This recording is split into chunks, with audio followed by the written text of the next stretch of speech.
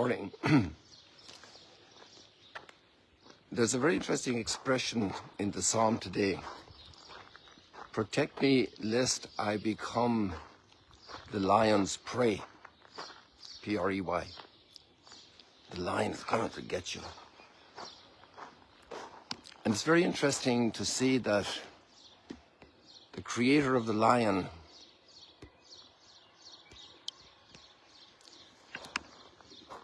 actually becomes the lion's prey.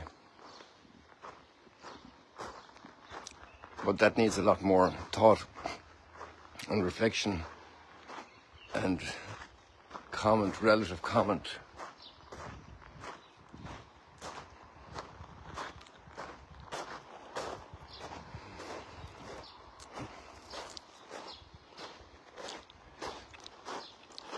I find Jeremiah to be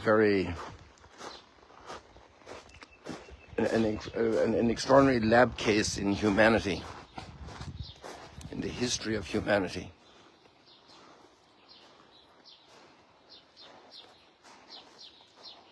There was a famous comment, I'm trying to remember who said it, was one of those Scottish philosophers, political philosophers.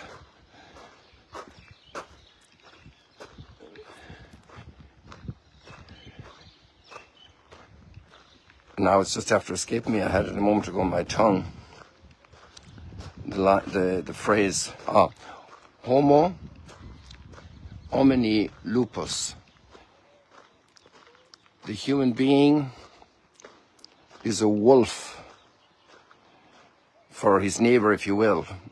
He just repeats the word, the human being is a wolf for the human being, is that we can destroy another human being. We can set out as a hostile entity for another human being.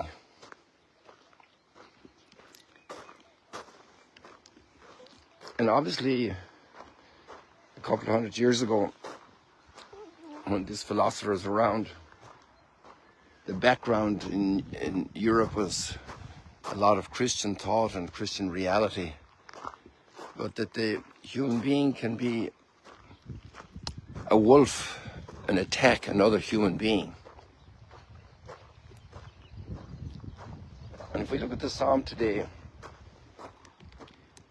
this is all deeply connected, people, with the mystery of humanity and the reality of our lives, and many direct experiences and indirect experiences through friends. People suffer amazing injustice.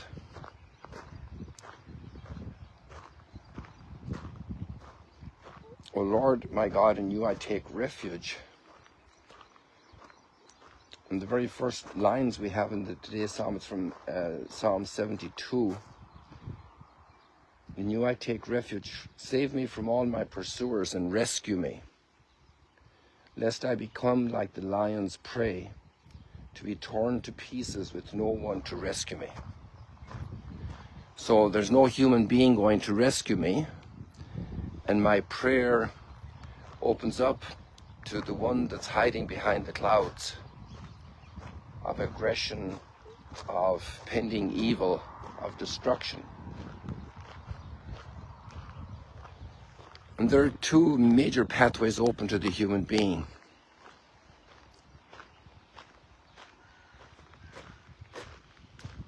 And one is to destroy my enemy and find ways to destroy my enemy. And the other way is the path of faith that understands that my enemy, my human enemy, is made in the image and likeness of God. And here we see a very special moment happening. Every time we see these little puddles, it means there has been a lot of rain during the night or during the day, and we're grateful for that. The Sea of Galilee reached the red line yesterday, coming up. It's recovering. but we need a lot of rain. It's very late in the springtime. We could still get some more good rain, God willing. It needs 4 more meters to rise. Even if we had 2 more, it would be a big blessing, but that's life. That'd be a lot of rain. Let's see what happens. But let's go back to our topic here. The human being has a second pathway open, that's to God. And we see here in the person of Jeremiah, because the prayer is a prayer. Maybe it's directly connected to Jeremiah. David himself had the story of wrestling with the lion, Daniel in the lion's den. He didn't kill the lion, but the lion got transformed by Daniel. And then if we understand the book of Daniel, in principle from the scholars, would be much later than Jeremiah as a composition. So where do we stand in front of the forces of evil? And those 3 young men thrown into the fire, where do they stand? What chance do they stand in the front of evil? Joseph being sold by his brothers into slavery. But there's another hand in history besides weapons and human power. There's another force at work in humanity. And this is the great dividing line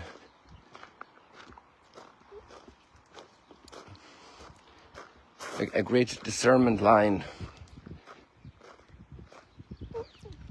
Those who allow God to be our rescuer, and those who take dominion and destroy their enemies.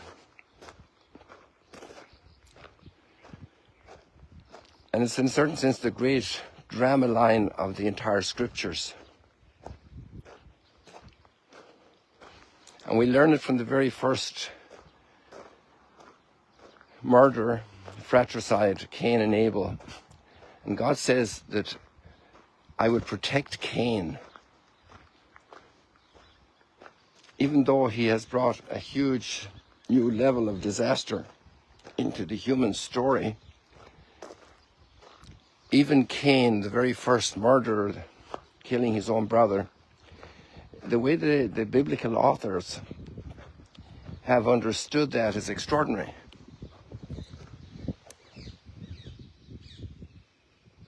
Because the spirit of revenge is so hard in us that even though the human being can be so deformed as to become the murderer of his brother,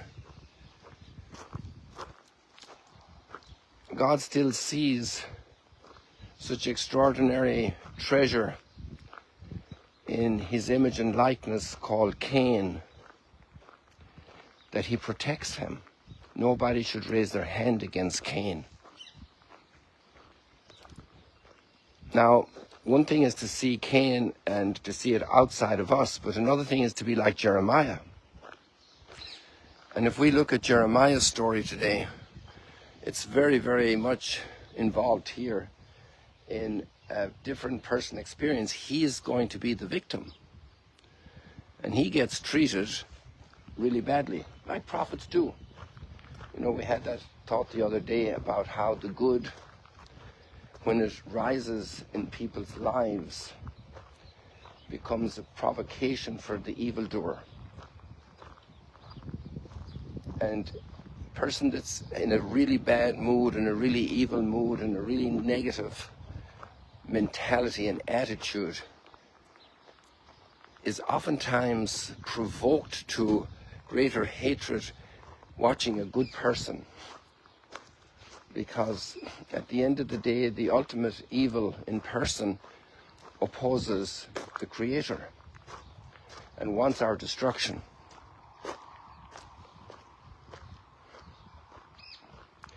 And Jeremiah's words, you know, are so poetic, so extraordinary. You can think of a flock here on the side of Mount Arbel. I, like a trusting lamb led to the slaughter, had not realized that they were hatching plots against me. Let us destroy the tree in its vigor. Let us cut it down.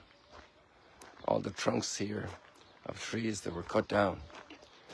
Let us cut it down. Let us cut him off from the land of the living, so that his name will be spoken no more. That's a strong word in this culture, because when somebody dies, the typical expression is, may his name, her name be a blessing. May her memory, may his memory be a blessing. And to have somebody's name remembered no more also happens when people don't have progeny. They don't have their own children, their own descendants, so their name, the family dies out. We use that expression. Even peoples die out. And we can't avoid death, but the memory lives on. In the human experience, there's a memory of people. We have memorial stones. We have anniversaries. We celebrate. We recall. We set up monuments to honor people, the Lincoln Monument, the Washington Monument, dedicated to concrete people. But let his name be remembered no more is the antithesis of that. It's a destructive wish, it's like a curse. And Jeremiah is now aware that this is happening to him. But what's Jeremiah's next reaction? To destroy his enemies? No, it's prayer. And very much like the psalm we had. But you, O Lord of hosts, O just judge, searcher of mind and heart, let me witness the vengeance you take on them. For to you I have entrusted my cause.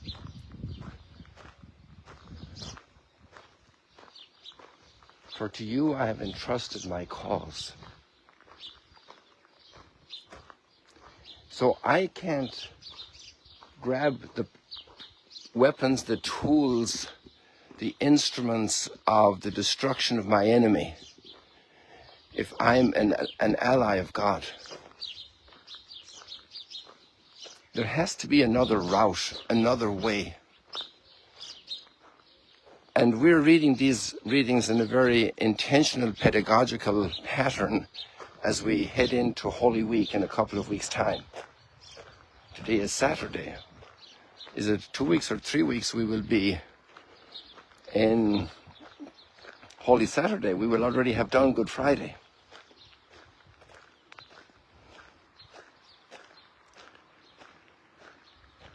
So we're aligning our minds, our hearts, our soul, our understanding, our own personal practice in the conflicts we experience, in the hostilities we experience. And we can have the macro level of international, intercontinental, the maximum political levels, but we also can have the level in the kitchen, the level with a very difficult child, the level with work, difficult boss, difficult colleagues, experienced of firing, being let go, don't want to see you again, good riddance.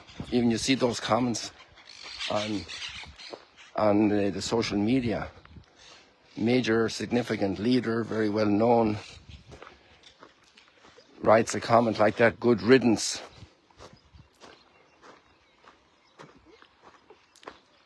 This is very